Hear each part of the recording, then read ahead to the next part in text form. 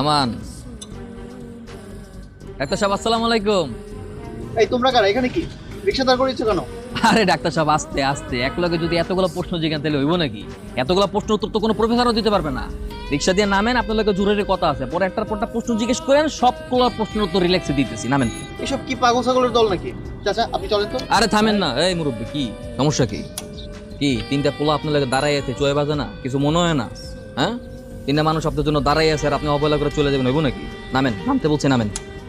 কি বলবে এখানে বলো, আমি নামতে পারবো না। আরে ডাক্তার সাহেব, এত তারা কিসের? একটু নিচে নামেন না, দুটো কথা বলি। ডাক্তার সাহেব বলে স্বেচ্ছায় রিক্সা থেকে নামবে না, তাকে জোর করে ধরে নামা যাবে। এই নামানোর ব্যবস্থা করতো। এই নামেন। আরে নামেন, এই গায়ে হাত দিচ্ছ কেন? আরে নামেন। আরে ডাক্তার সাহেব, বুঝলাম না তো মুসরাইতেছেন কেন? শোনেন, শুনছি আপনি নাকি বিয়ে করবেন। হ্যাঁ করছি। এটা তো খুবই ভালো কথা, কিন্তু আপনার এই বিয়েটা হচ্ছে না। বিয়ে হচ্ছে না মানে? কেন হবে না? কারণ আপনি নিজের থেকে নিজের বিয়েটা ভেঙে ফেলবেন ডাক্তার সাহেব। আমার বিয়ে আমি কেন ভাঙবো? তাছাড়া তোমাকে আমার অনেক পছন্দ। ডাক্তার সাহেব নাকি তোমার খুব পছন্দ হয়েছে। ডাক্তার সাহেব আপনার ডাক্তার দিই তো, শুনতেন তো? আমি চিন্তা করতেছি, ডাক্তারের দাঁতগুলো যদি আতরে দিয়ে বাইরে যদি ভাঙ্গি, নিজের দাঁতের চিকিৎসা নিজে করতে পারবেন তো? তোমরা কি বলতে চাচ্ছ? তোমা ফারহানের গার্লফ্রেন্ড, ফারহান ছাড়া তোমাকে কেউ বিয়ে করতে পারবে না, বুঝছেন? কিন্তু এই তোর ভালো মতো কথা বলে বুঝোস না? তোর কি কইছি? তোর যেইটা কইছি এইটা শুনবি, বাড়ি যাবি, বাড়ি গিয়ে তোর বাপ মারে তুই বিয়ে করবি না। যেইটা কইছি এইটা শুনবি। আতর দিয়ে বাইরে একদম সমস্ত দাঁত ভেঙে গেলাম।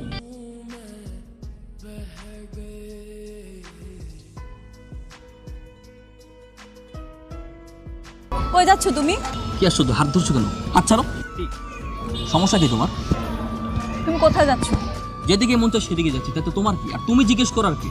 আমি জিজ্ঞেস করার কে মানে? তুমি এখানে আমার সাথে দেখা করতে আসোনি? না তো, না, তোমার সঙ্গে দেখা করার জন্য কেন আসবি? আমি আসছিলাম আমার অন্য কাজে। দেখো, এই সমস্ত নাটক আমার ভালো লাগে না। আমি জানি তুমি এখানে আমার সাথে দেখা করতে এসেছো। আসছে আমার সব জান্ত সমী বেশু, সে ছাড়া মনে হয় দুনিয়াতে আমার অন্য কোনো কাজ নাই। দেখো, একদম খোঁচা মেরে কথা বলবা না। 100 বার বলবো। কি করবো তুমি? হ্যাঁ, কি করবা? কেন তুমি আমার সাথে এরকম করতেছো বলো তো? এমনিতেই বাসায় কত ঝামেলা হচ্ছে, বিয়ে নিয়ে অশান্তি, তার মধ্যে তোমার সাথে যে 2 মিনিট কথা বলবো তারও তো কোনো উপায় নেই, আর তুমি এরকম শুরু করছো। কথা বলার কোনো দরকার নেই, তোমার সঙ্গে কথা বন্ধ। তোমার বাসায় নিয়ে তোমার বাবা মা তোমার ভাই মিলে যেসব কাহিনী করছো, আমার সব কিছু মনে আছে, সব। আচ্ছা, ভুলে যাও ওইসব কথা। আর প্রেম করলে তো বাবা মা একটু ঝামেলা করে, এটা জানো না? আমি ওইসব শুনতে পারবো না। আমি ওই ধরনের পোলা না। আজকের পর থেকে আমার সঙ্গে দেখা করে তো দূরের কথা, আমার কল টিক্স কোনো কিছু দিব না। বাই। গতকালকে ভাইয়া সব ঠিকঠাক করে তোমার কাছে বিয়ের প্রস্তাব নিয়ে গেল, তুমি রাজি না হয়ে ভাইয়ের সাথে বেয়াদবি করলে। তোমার ভাইয়ের সাথে উড়াই করাইছে যেটা তোমার ভাই ডিজার্ভ করে।